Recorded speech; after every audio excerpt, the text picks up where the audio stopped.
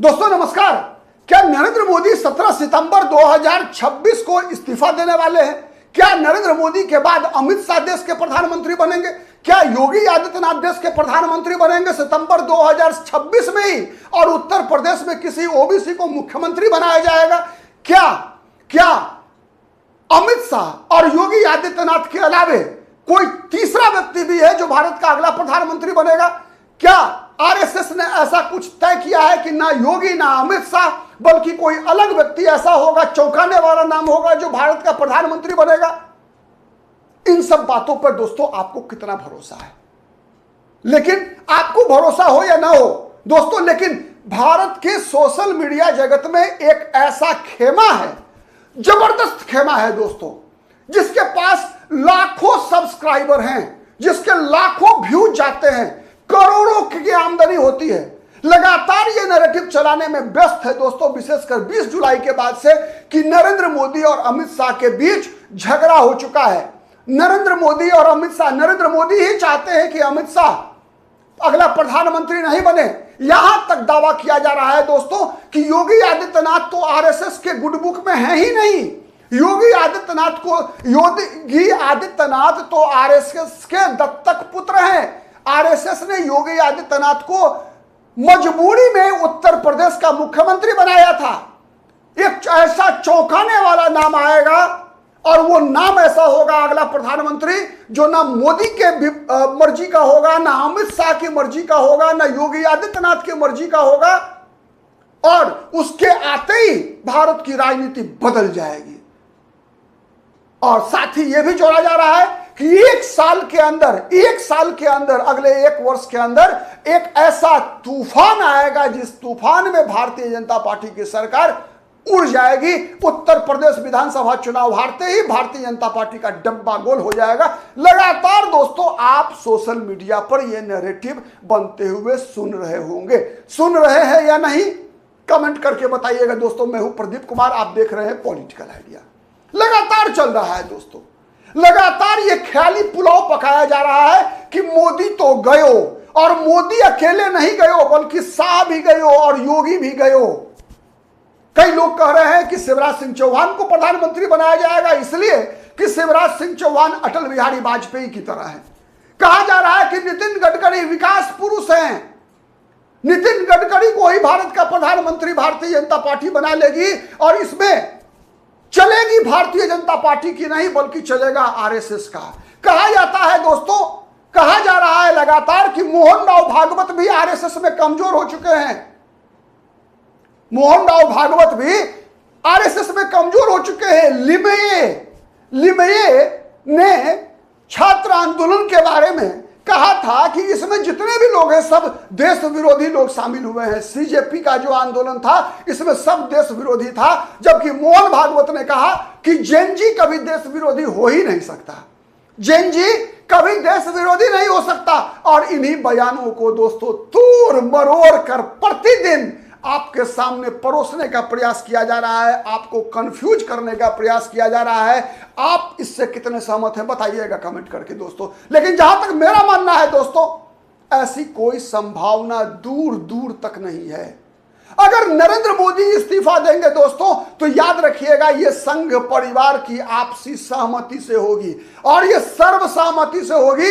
ये मैं नहीं कह रहा, ये आरएसएस का, भारतीय जनता पार्टी का, यह संघ परिवार का पूरा इतिहास कहता है। और ऐसा कोई घटना नहीं घटी है दोस्तों, ऐसी कोई घटना, ऐसा कोई संकेत नहीं है जिससे कि नरेंद्र मोदी और मोहन राव भागवत के बीच इतनी दूरी बन गई हो जिससे ऐसी कोई नौबत आए। दरअसल ये सब कुछ भारत की राजनीति को देखने के लिए जो चश्मा पहने हुए लोग हैं, वो ये वही चश्मा है दोस्तों जो 2014 से पहले का चश्मा है, जिसमें इनको लगता है कि राहुल गांधी या गांधी परिवार जिस व्यक्ति को प्रधानमंत्री बनाना चाहेगा वही प्रधानमंत्री होगा।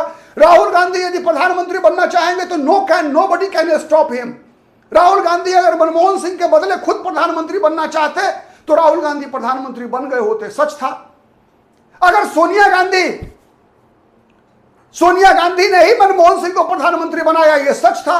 प्रतिभा देवी सिंह पाटिल को सोनिया गांधी ने ही राष्ट्रपति बनाया था, यह सच था, लेकिन रामनाथ कोविंद को नरेंद्र मोदी ने अकेले प्रधानमंत्री राष्ट्रपति बनवा दिया, यह सच नहीं है।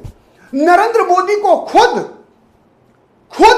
प्रधानमंत्री बनने के लिए दोस्तों किसी एक व्यक्ति को आप उसका श्रेय नहीं दे सकते कि नरेंद्र मोदी को राजनाथ सिंह ने प्रधानमंत्री बनवा दिया है, नरेंद्र मोदी को मोहन भागवत ने प्रधानमंत्री बनवा दिया। दोस्तों याद होगा आपको 2013 में जब नरेंद्र मोदी को भारतीय जनता पार्टी चुनाव अभियान समिति का प्रमुख बनाया गया था दोस्तों, तो लालकृष्ण आडवाणी नाराज थे।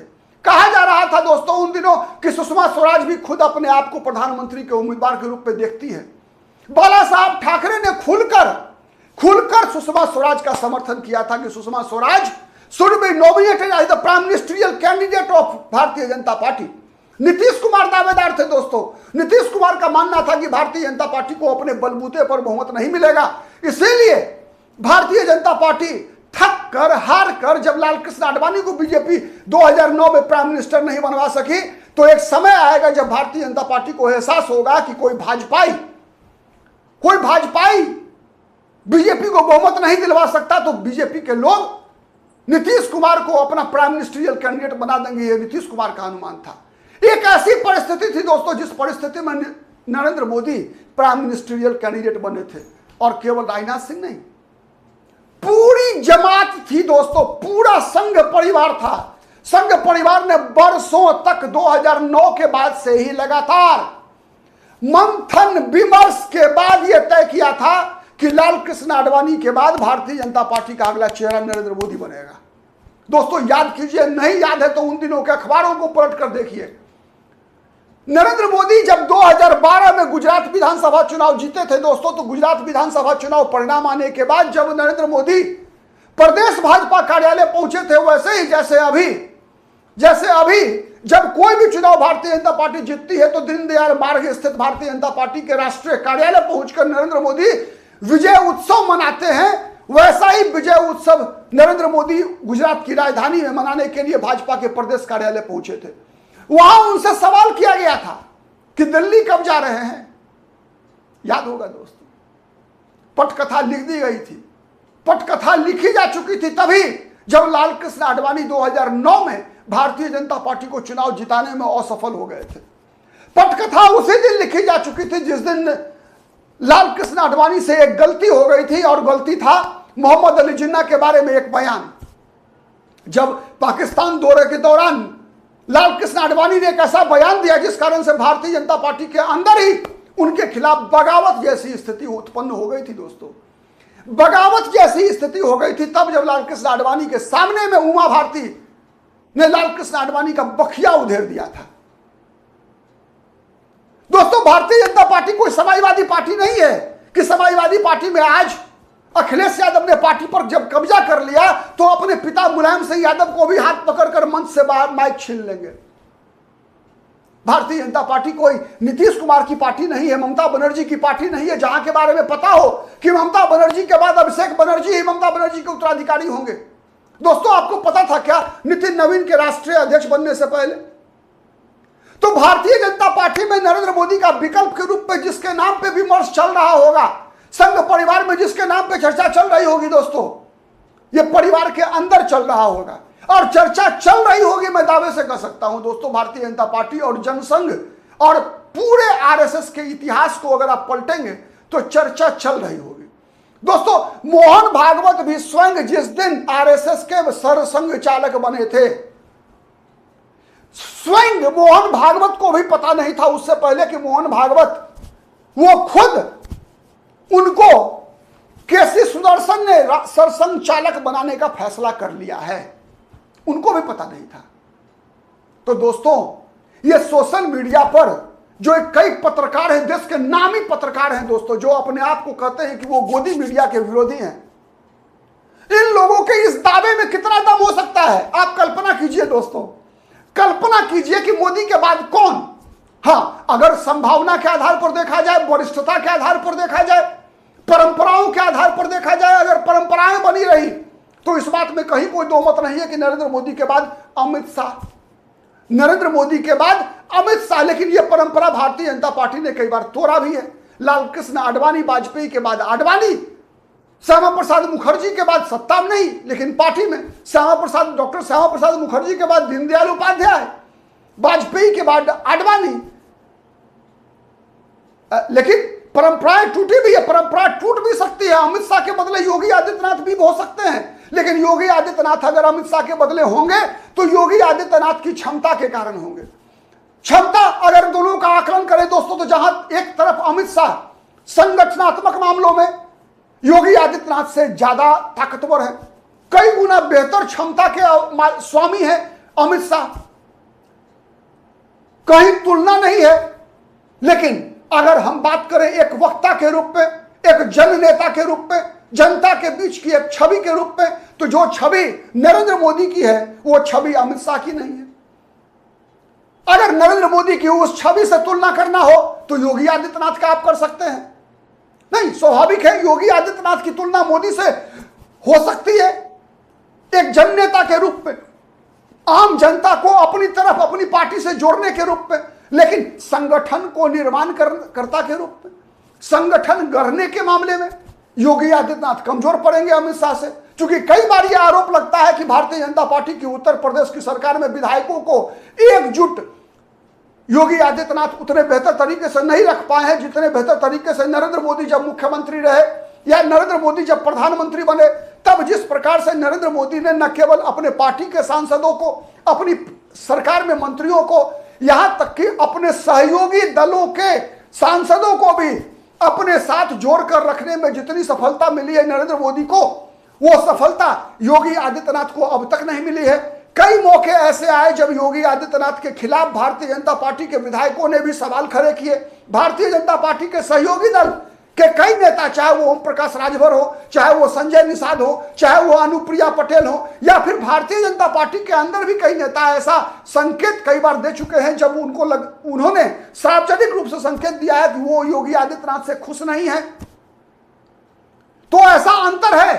लेकिन इसके बावजूद दोस्तों, कभी यह भी तो हो सकता है, संभव है कि दोनों अपनी भूमिका में रह जाएं और कोई तीसरा आ जाए। यह भी संभव है।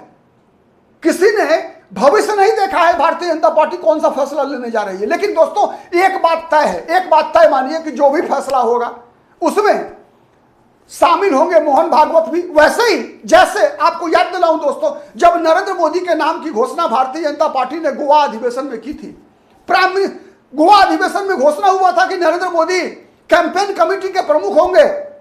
लालकृष्ण आडवाणी नाराज हुए थे, लेकिन लालकृष्ण आडवाणी को समझाने का जिम्मेवारी किसी व्यक्ति में सामर्थ्य नहीं था भारतीय जनता पार्टी के अंदर जो लालकृष्ण आडवाणी को जाकर समझा सके, मना सके, नरेंद्र मोदी को लालकृष्ण आडवाणी का आशीर्वाद दिलवा सके। वो जिम्मेवारी किसने उठाई थी? वो जिम्मेवारी निभाई थी मोहन भागवत ने। तो दोस्तों, जब कभी भी किसी भी नाम पर मुहर लगेगा नरेंद्र मोदी के विकल्प के रूप में, याद रखिएगा वो विकल्प नरेंद्र मोदी, अमित शाह, BL संतोष, मोहन भागवत, दत्तात्रेय होसबले जैसे सभी भारतीय जनता पार्टी और RSS के जो संघ परिवार जिसे आप कहते हैं ना, सबकी सहमति से ही होगा। इसीलिए मेरा तो आग्रह एक ही होगा कि आप ऐसे लोगों पे भरोसा कम कीजिए, क्योंकि ये लोग डॉलर बनाने वाले लोग हैं, केवल व्यूज के लिए झूठ बोलना। दोस्तों एक बात बताऊं, मुझे भी कई बार कई दर्शकों ने कहा है कि क्या सर आप इस प्रकार से सच बोलते हैं, आप केवल झूठ बोलिए, आप केवल झूठ बोलिए, आप ऐसे बोलिए तब ना लोग आपको देखेगा, तब आपका व्यूज बढ़ेगा। अब ऐसे का मतलब क्या होता है दोस्तों? केवल अफवाह फैलाओ, र्यूमर फैलाओ। अब तक ऊपर वाले ने यह सामर्थ्य मुझे नहीं दिया है। आपका आशीर्वाद बना हुआ रहे। आज के लिए इतना ही, फिर मुलाकात होगी किसी अन्य मुद्दे पर। तब तक के लिए नमस्कार।